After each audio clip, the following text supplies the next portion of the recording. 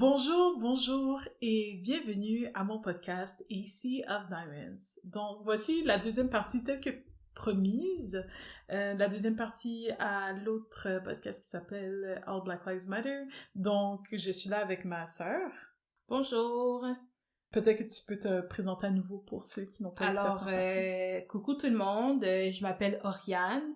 Je suis la petite sœur de Leslie.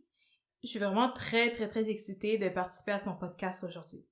Donc on s'est dit aujourd'hui on allait rester dans le thème Black Lives Matter, donc les vies noires comptent.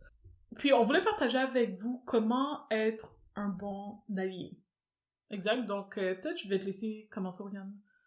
Alors, moi, je dirais que la définition d'un allié, c'est quelqu'un qui, bien qu'il ne fait pas partie du groupe minoritaire ou de groupe qui souffre d'oppression, il va quand même être là pour supporter, venir en aide, appuyer le groupe en question, malgré les différences, malgré qu'il appartient à un autre groupe, à une autre catégorie de personnes, si on peut dire. Il va quand même mettre les efforts pour supporter la cause.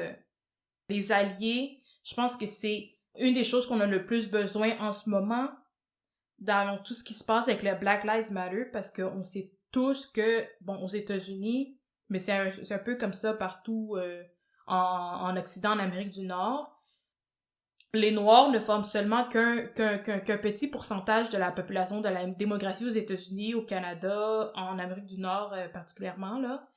Donc, si on sait qu'il y a plus de Blancs aux États-Unis, il y a plus de Blancs au Canada, c'est crucial que ces gens-là soient quand même de notre bord. Parce qu'on sait que ces gens-là, en étant le groupe dominant, le groupe majoritaire, leurs idées auront tendance à être plus retenues, plus entendues que nous, parce qu'on est moins. On a besoin des alliés. Puis je pense que j'aurais pas pu mieux le dire. C'est quoi une chose que t'as vu que les gens faire qui ne démontrent pas qu'ils sont des alliés?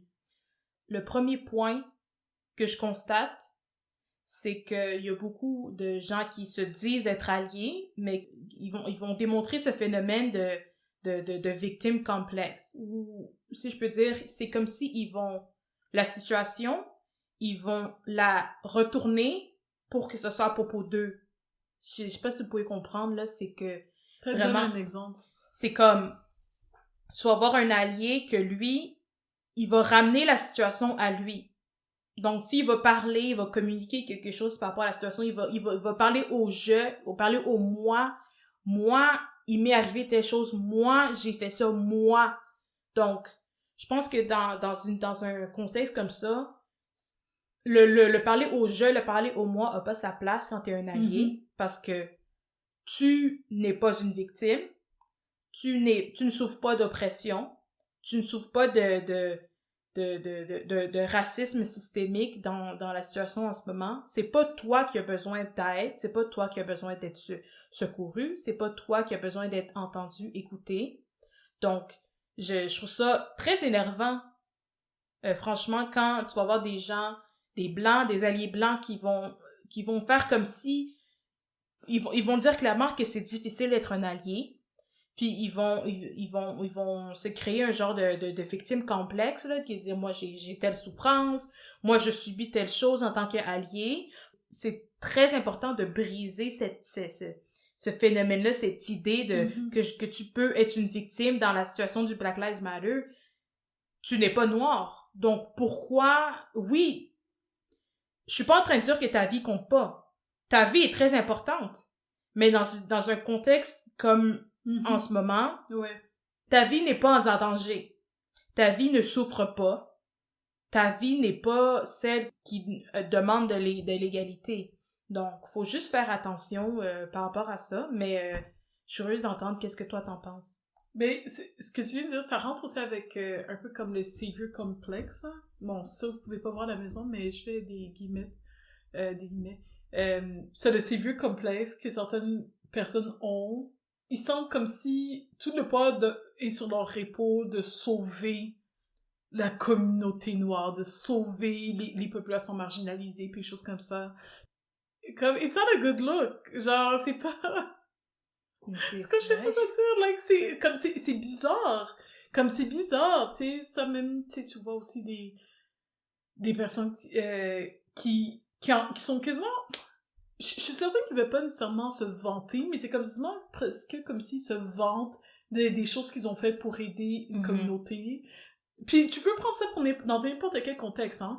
En passant, ce vidéo par rapport aux alliés, ça s'applique pas que au Black Lives Matter Movement, mais c'est juste qu'il y a beaucoup de gens qui demandaient « Ah, mais tu sais, comment est-ce que je peux faire pour aider? » Donc, ça peut aider pour ça, mais ça peut s'appliquer à n'importe quel mouvement. Ben, je pense bien que ça pourrait s'appliquer à n'importe quel mouvement où il y a des populations qui sont plus marginalisées.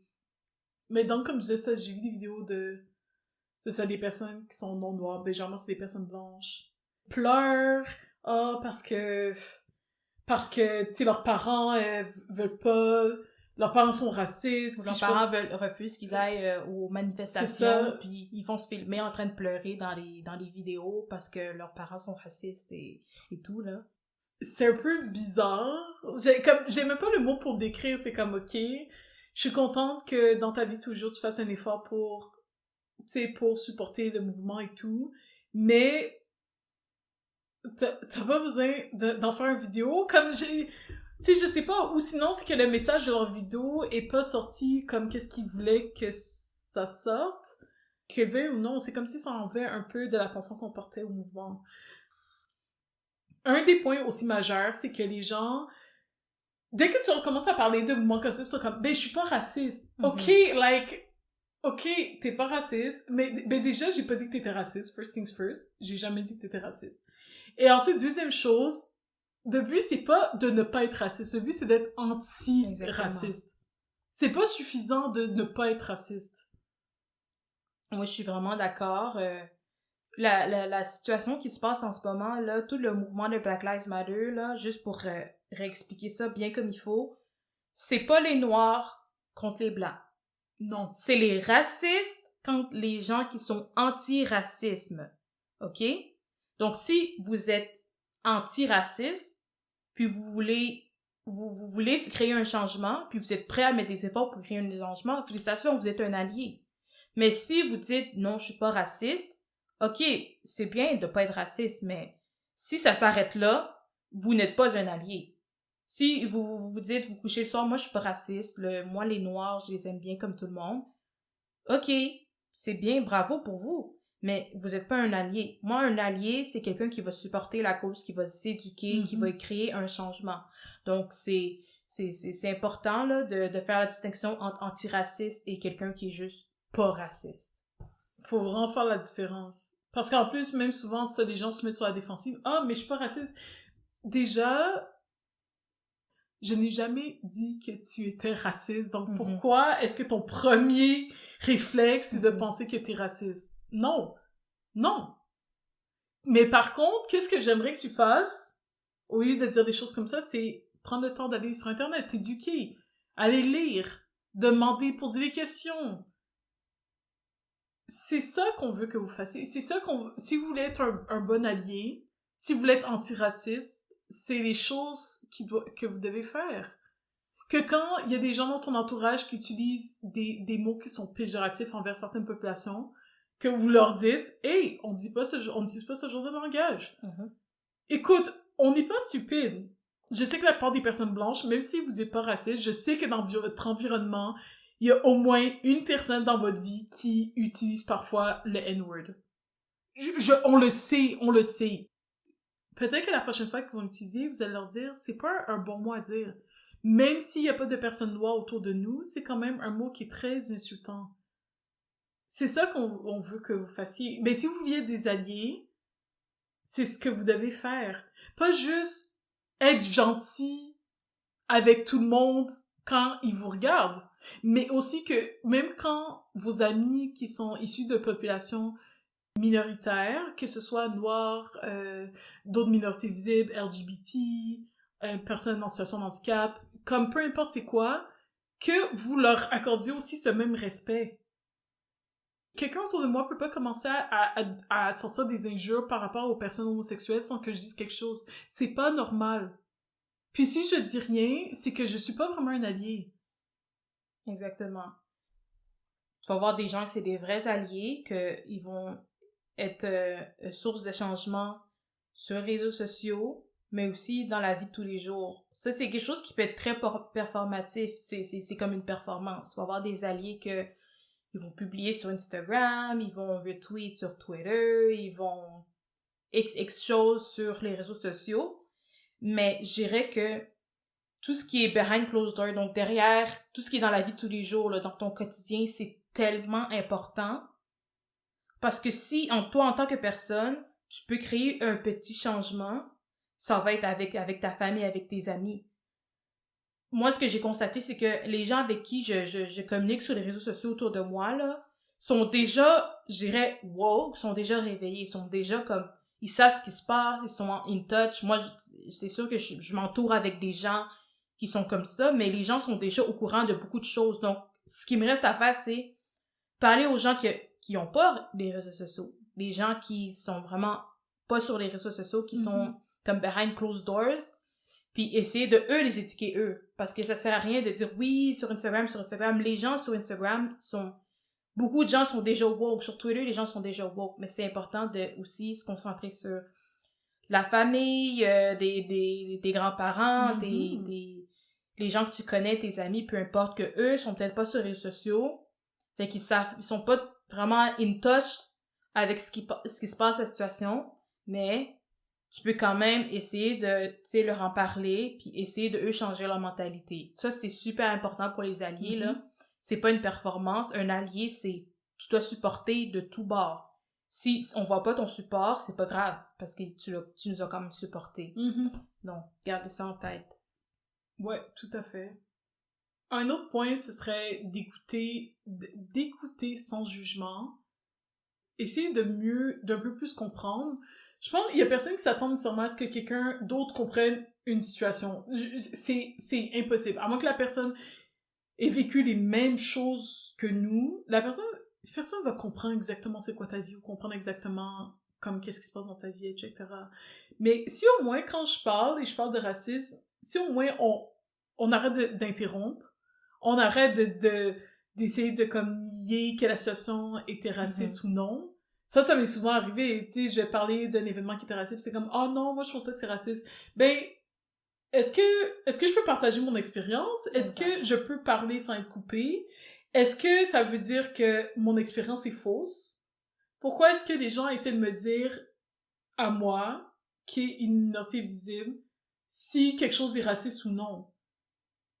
Je comprends que les gens peuvent avoir une opinion sur comme la définition du racisme, mais à un moment donné, ça frôle la limite de ah ben je veux pas t'écouter, puis je veux pas, c'est comme la personne veut pas reconnaître les informations que je partage puis les expériences que je partage.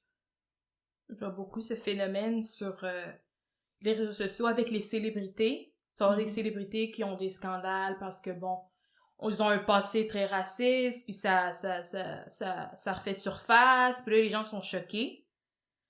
Tu vas avoir des fans qui vont dire « Ah, c'est correct qu'on te pardonne, c'était il y a 10 ans, t'as changé depuis, t'as évolué, on te pardonne. » Tu vas cliquer sur la page de ces gens-là, tu vois que c'est des blancs, puis qui vont supporter la célébrité, parce qu'ils se disent, bon, elle est plus raciste, elle a changé, évolué, donc c'est correct. Et il dit ce mot pour mot, on te pardonne. On accepte tes excuses. Moi, j'ai beaucoup discuté avec ça parce que les fans qui disent qu'on les pardonne, c'est pas, vous avez jamais été les victimes des propos racistes de la célébrité. Vous avez pas été la victime. Vous savez pas ce que ça fait de vivre ce genre de racisme-là. Donc, d'essayer de dire que c'est pas votre place. Vous avez pas la crédibilité, vous avez pas la position, vous avez pas l'autorité pour décider que, cette personne-là, j'accepte ses excuses. Oui, elle a grandi, c'est correct, on peut passer à autre chose. C'est pas à vous de décider ça. Moi, je vois ça beaucoup quand il y a je vais pas nommer des noms, mais il y a beaucoup de YouTubers qui, bon, ils ont des scandales parce qu'on voit qu'ils ont fait preuve de racisme, etc. Ouais. Puis tu vas avoir des internautes noirs qui vont dire non, on n'accepte pas tes excuses parce que les actions sont plus importantes que les mots. Tu nous as pas prouvé concrètement que t'as changé, donc nous, on veut plus rien savoir de toi. Sauf que j'ai l'activité avec les gens qui vont dire, les internautes blancs qui, en réponse à ces internautes noirs, vont dire, ah, ben, vous exagérez, cette personne-là s'est excusée, c'était il y a 10 ans, peu importe. C'est pas, arrêtez de penser que c'est à vous, c'est vous qui avez été blessé, c'est vous qui avez souffert. Ouais. Puis de toute façon, les excuses qui ont été apportées par la célébrité sont pas adressées à vous. Donc, je trouve ça très déplacé que vous pensiez que ça s'adresse à vous, là. Puis apprenez à écouter plutôt que de dire « Ah, mais... » Non, écoutez. C'est important, juste écouter ce que les autres ont à dire. Oui, tout à fait. Moi aussi, j'ai vu beaucoup de choses comme ça. Des vidéos, justement, ce sont surtout des célébrités, là, qui disent « Ah, tu sais, ils avaient fait des événements racistes. » Ou même des gens dans les commentaires qui parlent « Ah, ben oui, mais tu sais, lui, il a déjà utilisé ce mot-là, mais tu sais, je le pardonne, tu sais, on pardonne parce que blablabla. » Puis je suis comme... Je vais sur la page de la personne, je suis comme, t'es même pas une minorité visible. Pourquoi est-ce que tu penses que c'est à toi d'accepter ou non les excuses quand les mots qui ont été employés te faisaient pas référence directement? C'est pas à toi d'accepter ou non des excuses. Je pense que, en tant que femme noire, en tant que personne qui fait partie de ce groupe minoritaire, je pense que j'ai acquis le droit de pardonner à quelqu'un un événement raciste ou non. Je pense que oui. Plus que quelqu'un qui fait pas partie d'un groupe minoritaire. Mais, tu sais, moi, c'est ce que je pense, là. Donc, il faut vraiment faire plus un plus grand effort d'écouter, puis, tu sais, de faire des recherches, etc. Forcer les Noirs à pardonner le racisme des célébrités, ça amène à notre prochain point. Quand un allié, là, ça devrait jamais être en train de dire aux Noirs quoi faire. Donc, si vous êtes un allié, vous avez aucun droit, aucune autorité de dire aux autres quoi faire. Vous êtes pas en position de donner des ordres aux autres, là. Qu'est-ce que t'en penses? Il faut être honnête que le Black Lives Matter Movement, c'est pas tous les Noirs qui s'y identifient. Ça, c'est vrai. Je dirais quand même que la plupart des Noirs s'y identifient, mais c'est pas tous les Noirs qui s'identifient, puis c'est pas tout le monde qui vont le montrer de la même façon. Donc, c'est sûr que quand c'est une personne qui fait pas partie nécessairement de cette communauté, qui va venir dire à la personne, ben, tu sais, t'aurais dû, tu devrais mettre des photos, tu devrais mettre, je sais pas trop quoi, tu devrais faire telle affaire, c'est comme, ben, je veux dire, lui, dans sa vie de tous les jours, il vit avec ça de façon différente, mais comme, en tant que quelqu'un qui est pas victime de la problématique dont on parle, dont on fait mention, je pense pas nécessairement que c'est ta place de commencer à dire aux gens qu'est-ce qu'ils devraient faire ou non. Moi, j'ai l'impression que les alliés, c'est comme s'ils ont l'impression que le racisme, oui, ils disaient, bon, le racisme, ça existe, oui, mais c'est comme ils ont l'impression que, oui, ça comme bondit tout d'un coup maintenant, puis je me demande vraiment s'il y a des alliés qui savaient que le racisme, ça existait avant les événements qui sont passés aux États-Unis. Parce que j'ai l'impression que eux, ils ont vu que ça a ressurgi tout d'un coup, puis ils ont dit, oh, wow, du racisme. Mais ce que vous devez comprendre, c'est que le racisme, ça fait longtemps que ça existe. Que nous, en tant que personnes noires, ça fait longtemps qu'on est victime de racisme. Tu sais, on a toujours été victime de racisme. Puis maintenant, c'est vrai que ça a explosé, mais vous avez pas le droit de nous dire comment réagir en ce moment. Nous, ça fait longtemps qu'on vit avec ça. Nous, on est épuisés. On a vécu du racisme encore et encore et encore et encore. Donc, c'est pas normal que vous soyez en train de nous dire comment réagir à ce qui se passe en ce moment, quand nous, on réagit au racisme à tous les jours. On vit avec ça tous les jours. Donc, si vous avez des questions, vous pouvez toujours les demander. Si vous vous demandez pourquoi une telle personne agit d'une certaine façon ou il y a une chose qu'elle ne fait pas, par exemple, vous pouvez demander. Mais en aucun cas, vous devez donner des ordres, ou peu importe, parce que il n'y a pas une manière de réagir au racisme, il n'y a pas une manière de vivre le racisme. Il y a autant de manières de vivre le racisme qu'il y a de personnes noires sur la Terre. Tout le monde a des expériences différentes. Donc, si moi, je dis, je vais poster sur Instagram un carré noir, je peux bien. Si je décide que non, moi, je vais pas poster un carré noir parce que selon moi, ça aide pas la cause, c'est mon droit. En aucun cas, je veux qu'il y ait quelqu'un, un allié, qui viennent me dire quoi faire. Je trouve que ça fait pas de sens, là. Ça va un peu avec le prochain point, mais si pour les gens qui veulent être des alliés, il faut accepter la critique. Bien entendu, bon, la critique constructive, whatever, peu importe, mais il faut accepter la critique.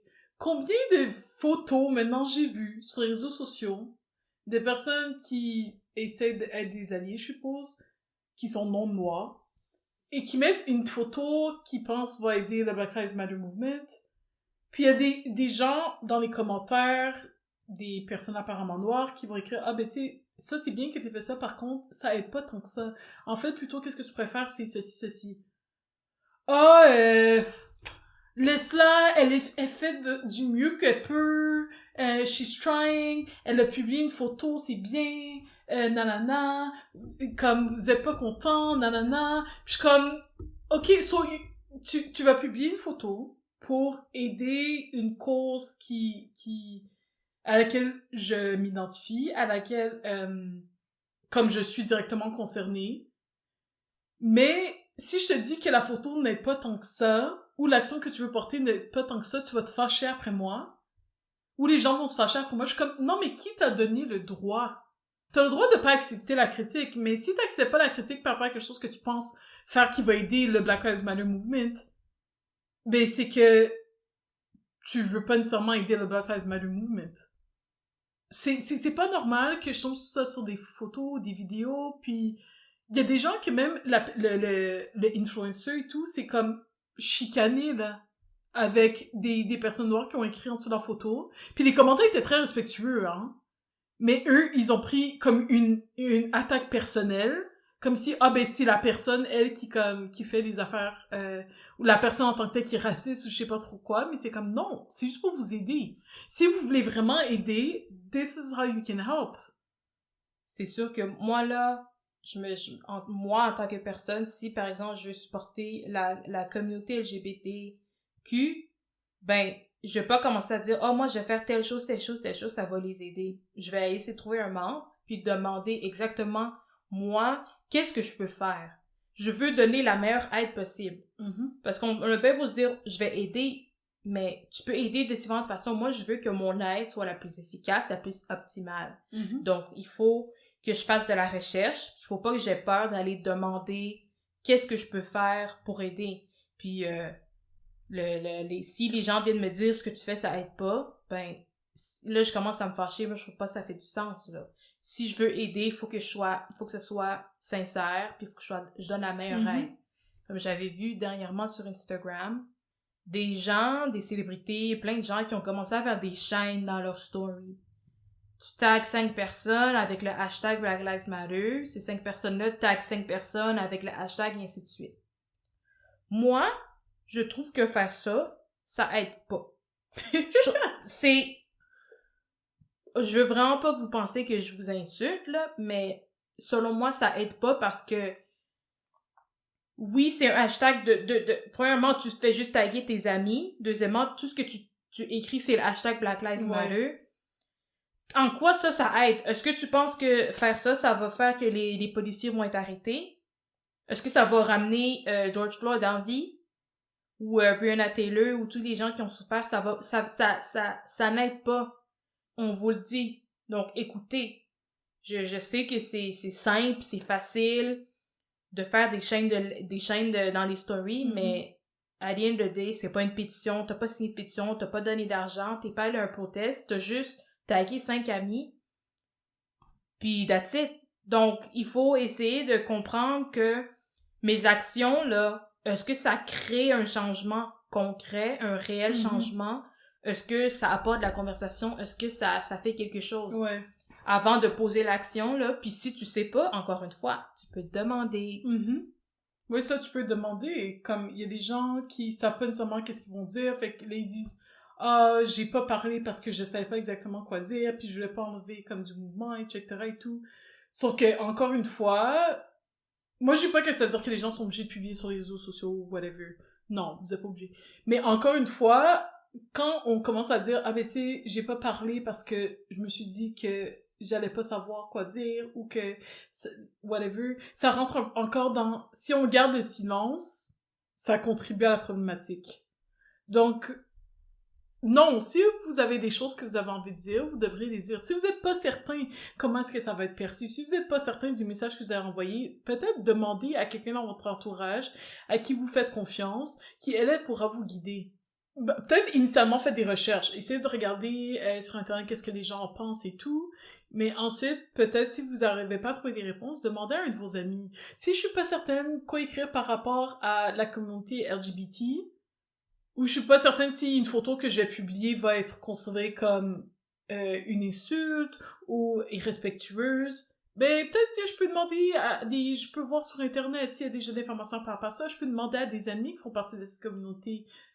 Si je mets une photo qui est offensante pour ou qui n'aide pas la situation des LGBT, puis que quelqu'un de population LGBT me dit, il y a des gens qui me disent ça n'aide pas, ça n'est pas utile, qui suis-je pour dire non? C'est comme, you know what I mean?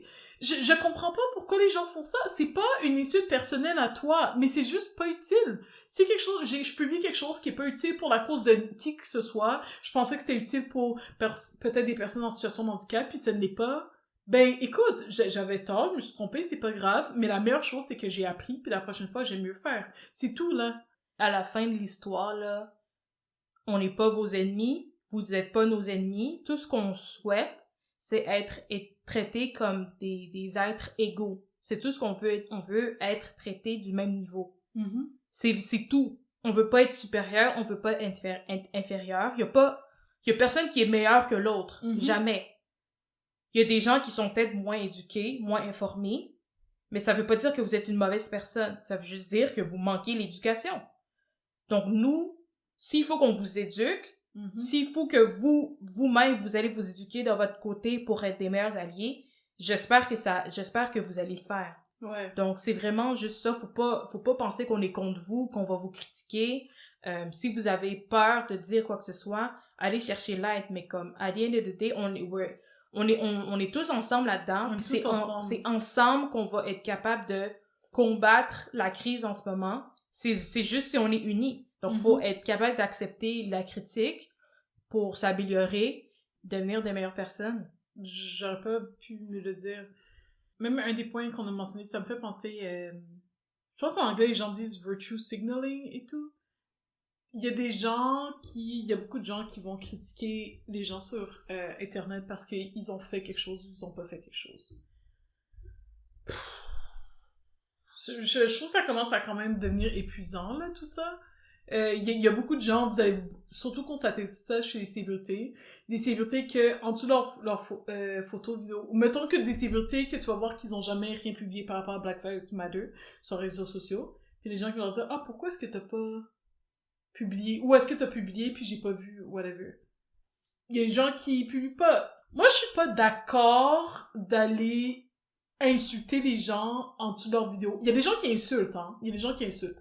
Je suis pas d'accord d'aller insulter les gens sous leurs vidéos parce qu'ils ont pas publié ou parce qu'ils ont publié. Mais je suis pas d'accord d'insulter les gens tout court, là, mais comme dans ce contexte-là, non plus, je suis pas d'accord. Je trouve que c'est correct de demander, ah, ben, j'ai pas vu que t'as publié. Est-ce que tu t'as fait des actions pour supporter ce mouvement? Je trouve qu'il y a rien de mal à demander. La personne peut dire oui, peut dire non. Si la personne dit non, t'es pas content, tu unfollow, c'est tout. T'arrêtes de les suivre, là. Il y a des gens qui comme, commencent à insister et tout. Puis je suis comme, la personne l'a pas fait et tu t'attendais à ce qu'elle fasse. Just stop following that person. Arrêtez de suivre cette personne-là, c'est tout. On passe à autre chose. Une autre personne qui a publié des informations qui se trouvent utiles, ben, commence à suivre cette personne, c'est tout, là. C'est tout. On peut pas contrôler qu'est-ce que tout le monde va faire. Puis aussi, c'est pas parce que quelqu'un publie sur les réseaux sociaux ou ne publie pas qu'il a fait aucun changement dans sa vie de tous les jours. Je trouve que les réseaux sociaux est un excellent outil, mais les réseaux sociaux, ce n'est pas la vraie vie. Exactement. C'est un site internet. C'est pas la vie de tous les jours, là. C'est les gens ne sont pas tués par la police sur Instagram. Les gens sont tués par la police dans la vie de tous les jours. C'est ce que c'est. Ouais, c'est tout à fait vrai, là, puis ça fonctionne aussi pour les institutions, les entreprises, les compagnies, etc. Si tu vois qu'une entreprise supporte pas la cause ou supporte peut-être mal la cause, à la place de les critiquer puis d'aller les harceler puis d'être agressif, tu sais qu'est-ce qui va vraiment leur faire du mal, c'est t'arrêtes de supporter ces entreprises-là, Yep. ces compagnies-là. T'arrêtes, tu les boycottes peut-être, tu arrêtes de mettre l'argent dans leur poche, parce que eux, ils savent qu'ils ont besoin. Ils ont besoin, c'est le capitalisme qui fait qu'ils survivent. Donc, ils ont besoin de notre argent, ils ont besoin de nous pour survivre. Donc, si tu dis, you know what, cette compagnie-là supporte pas, ça sert à rien que j'aille leur en parler. Juste, j'arrête de supporter, j'arrête de mettre de l'argent dans leur poste, ils vont souffrir pour de vrai. Donc, c'est vraiment, ça, c'est la même chose pour les célébrités, les YouTubers, les ci, les ça, que eux, c'est vraiment les views puis les followers qui leur salaire. Unfollow, tout simplement. C'est tout. C'est 1000 fois plus facile. C'est tout. C'est rapide. Vraiment, je préférais concentrer mon attention, mes efforts sur les gens qu'ils vont supporter la cause, et pas ceux qui l'ignorent. C'est ça, exact. Concentrons nos efforts sur ceux qui vont supporter et non ceux qui ignorent. Si vraiment quelqu'un ignore puis ça dérange, tu arrêtes de le suivre, c'est tout, là. On n'a pas de temps à perdre. Puis comme les réseaux sociaux, c'est les réseaux sociaux. Il y a des gens qui, dans leur vie de tous les jours, ils font des efforts concrets. Il y a des gens qui publient des photos sur les réseaux sociaux, mais que dans leur vie de tous les jours, tu sais pas qu'est-ce qu'ils font quand la porte est fermée. Donc, c'est juste pour dire que les réseaux sociaux, that's all it is, c'est tout. Par contre, j'ai déjà dit avant, puis je vais quand même le redire, quand je vois des gens qui ont comme 10 millions d'abonnés, ben je parle des États-Unis, Canada, là, qui ont comme 10 millions d'abonnés, puis que ils ont même pas publié même une photo, même un story, c'est quand même poche. C'est quand même poche, parce que quand t'as ce niveau d'influence, si, mettons, tu regardes Beyoncé, bon, Beyoncé, she's a superstar, but quand tu regardes Beyoncé, elle bouge le petit doigt, puis les gens suivent qu'est-ce qu'elle fait, là. Quand elle a envoyé des lettres par rapport à l'arrestation des policiers qui ont tué Breonna Taylor, tout le monde a regardé parce que c'est Beyoncé. Malheureusement, c'est ça la réalité. Je veux dire, moi, si je publie, je pense pas nécessairement que les gens, ça va leur faire quoi que ce soit, mais quand c'est des gens de 10 millions d'abonnés, t'es comme... Je pense que ça aiderait. Je pense que ça aiderait. C'est pas toi qui disais que Ariana Grande avait fait quelque chose, là? Ouais, Ariana Grande, je pense qu'elle a fait, il y a deux choses qu'elle a fait. D'une part, elle a arrêté de supporter Starbucks, parce que je sais pas l'information là-dessus, mais Starbucks, je pense que il a un passé raciste, ça a été problématique dans le passé. Puis Ariana Grande, elle a arrêté de supporter Starbucks. Puis elle a été vue en photo ou quoi que ce soit avec un pot de café, un cup de café d'une marque quelconque. J'ai vraiment pas l'information là-dessus, là, mais c'était une marque Black Owned, donc c'est une marque qui était une compagnie qui a été fondée par des personnes noires. Puis elle a été vue en photo avec ça. Puis apparemment que dans les 30 minutes après que la photo ait été vue, la compagnie a eu 100 clients. Puis ils avaient jamais eu autant de clients avant. Donc c'est juste pour prouver que ça fonctionne pour de vrai. Le concept de dire j'ai une plateforme, puis que j'ai beaucoup de gens qui me suivent, puis il faut que je montre le bon exemple, ça fonctionne beaucoup. Ça fonctionne. Puis elle a fait la même chose avec une marque de vêtements aussi. Ça, j'ai pas vraiment les détails, mais je pense que ça devait être un Black Owned aussi. Donc c'est juste pour dire que ça a vraiment un impact. Puis même si tu penses que j'ai pas une grande plateforme, peut-être c'est juste avec ta famille, tu rencontres des gens, des amis, avec la marchandise en question. Ça ouvre une conversation sur des produits, ça ouvre des conversations là-dessus, puis c'est super important, là. Ouais. C'est sûr que si t'as une plus petite chaîne, t'as moins d'influence, mais comme on serait vraiment idiot de croire que quelqu'un qui a 1 million d'abonnés plus a aucune influence. On serait vraiment idiot. Surtout justement les gens comme Ariana Grande, les Beyoncé, etc. que dès qu'ils publient une petite affaire, les gens, ils raffolent de ça, genre. Ils en raffolent. Donc, on serait vraiment idiot de croire que tout ce qu'on fait sur les réseaux sociaux n'a absolument aucune influence. C'est faux. Puis, je veux dire, bon, il y a aussi des gens qui supportent pas le mouvement, puis c'est correct, puis ils ont aussi le droit. Puis les gens ont aussi le droit d'arrêter de les suivre si ils sont pas d'accord avec ça. Tout comme les gens ont le droit aussi d'arrêter de suivre quelqu'un parce qu'ils ne suivent pas le mouvement de Black Lives Matter. Mais, écoute, ça c'est juste mon opinion, hein. Je veux dire, qu'est-ce que je sais, hein. Dans le fond, ce qui est sûr, c'est que si vous avez des questions sur quoi que ce soit, si vous avez encore des interrogations sur qu'est-ce qui fait de vous un bon allié, ben, vous pouvez contacter Leslie sur ses réseaux sociaux. C'est sûr que elle va vous répondre. Puis, non, c'est ça. Si vous avez des questions, n'hésitez pas à me contacter. Je vais mettre les coordonnées de mes réseaux sociaux dans la boîte de description de l'épisode. Donc, je vais dire merci à notre invitée, Oriane. Donc, merci Oriane d'être venue. Merci d'avoir partagé ton opinion. Merci de m'avoir invitée. Ouais, puis on se revoit bientôt. Puis aussi, si vous voulez m'envoyer des questions directement à mon adresse courriel de podcast, l'adresse courriel c'est acofdiamonds.podcast@gmail.com. Donc, vous pouvez m'envoyer des courriels si vous avez des questions, des commentaires, etc. Je peux répondre à vos questions directement sur le podcast si ça vous intéresse. Sinon, je peux vous répondre de façon privée. Donc, merci beaucoup d'avoir suivi notre épisode en français. Et puis, on se revoit une prochaine fois. Merci, bye! Merci, bye!